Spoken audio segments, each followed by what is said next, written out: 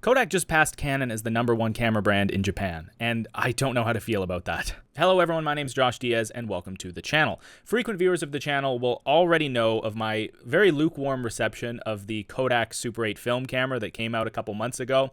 I felt it was a disappointment on several fronts, and for a camera that was promised to release at under $1,000 USD, then coming out and releasing at $5,500 USD with a bunch of missing features, did not sit well with me at all.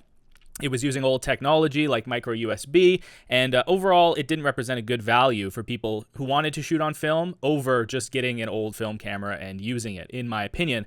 On top of that, it hasn't actually shipped yet, which is a delay on Kodak's front. That camera's been delayed for many, many years. So yeah, I mean, looking back at Kodak, I think they've made a lot of mistakes as a company stemming from their late adoption into the digital space for their cameras. And I think a lot of people would also hold that sentiment. This, amongst other things, has placed the once legendary camera manufacturer in a precarious position, both financially and in the eyes of consumers. So imagine my surprise when I learned that Kodak has taken the #1 camera manufacturer spot by market share in Japan with a 22.5% share over camera brand Canon with a 20.2% market share. And that's beyond companies like Nikon, Sony, and Fujifilm. Kodak is on top in Japan. Now, all this is according to BCN Retail, which is a company in Japan that takes the aggregate point of sale information from all the big retailers and puts it into a big spreadsheet for us all to understand. BNC Japan has been used by sites like Petapixel and DP Review and other camera reporting sites to gauge kind of the market trends in that region, so I'm keen to use them as a valid point of information. So, how did Kodak do it? How did Kodak, a ancient film company with modern, they have modern products, and it looks like they, every year it kind of seems like they have something that's kind of keeping them up or turning them around, or they're an interesting company to watch, but surely they're not a market leader. But I guess they are. How did Kodak do it? How did Kodak take market share from companies like Canon, Nikon, and Sony? Well, let's discuss. Now, I want you to think of recently, what are some popular cameras you've seen online and on sites like TikTok? If popular cameras like the Ricoh GR3 and the Fujifilm X100V has taught us anything, it's that the entry-level point-and-shoot style camera is not dead. In fact, it's got life to it. People are really interested in these smaller, compact point-and-shoot cameras, especially when they come at a lower price point. In fact, both of those cameras, the Ricoh GR3 and the Fujifilm X100V, have been in and out of back orders since their release, and they've been on the market for a while. People still want these cameras, despite the fact that they don't necessarily compete for quality with the bigger offerings from the brands. Budget cameras, particularly of the compact variety, are becoming more and more in demand by younger camera buyers who aren't necessarily looking to step into a mirrorless system where a single prime lens could be over $1,000. Why buy a single prime lens for your camera when some cameras already come with a lens? It's big thinking right there. So Kodak in recent time has taken advantage of this by heavily marketing their Pixpro line of point-and-shoot digital cameras, which have soared in popularity, particularly in Japan. Now, if you're not familiar with the Pixpro line, don't worry, because I wasn't either. The Pixpro family of cameras are compact digital cameras with a slim design and a rechargeable battery, with some being able to be powered by AA's, so very portable, utilitarian.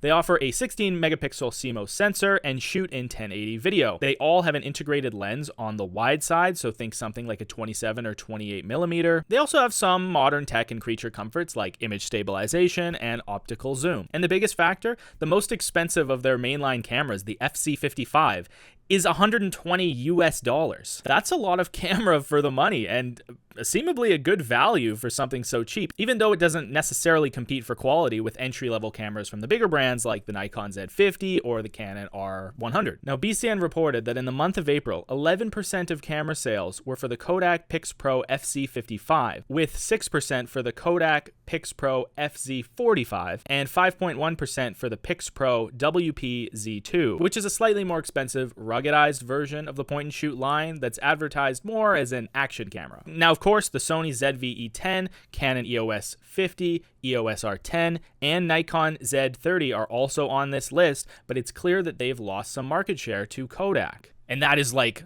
not a sentence I thought I would ever say, is that Sony, Canon, and Nikon have lost market share to Kodak.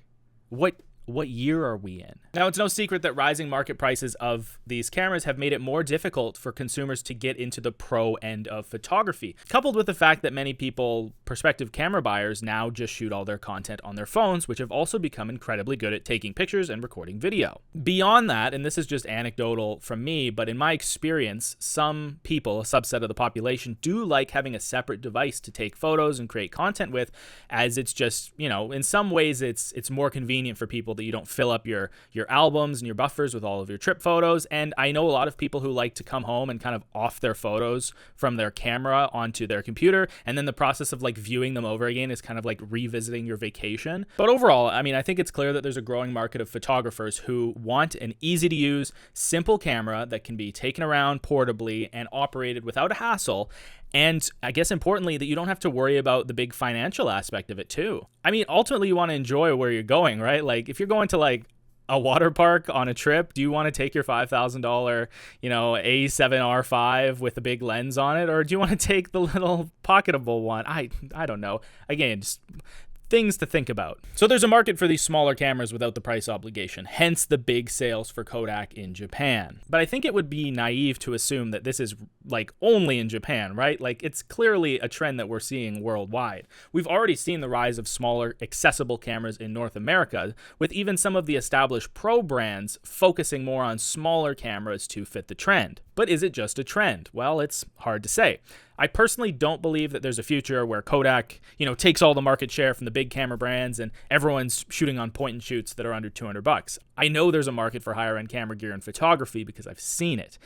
But how much goes to the entry level versus the higher up, and where does the middle ground fall? Where do you get into the interchangeable lens cameras? Where does that make sense? The way it used to be was that if you wanted to get into photography, you would get an entry level body that Canon or Nikon would subsidize the crap out of, so you could get it for like $200, $300, like just a standard old DSLR, but it would get you in the lens ecosystem for when you wanted to upgrade, like for when you wanted to get a bigger camera that had more performance, and then you got the lenses already.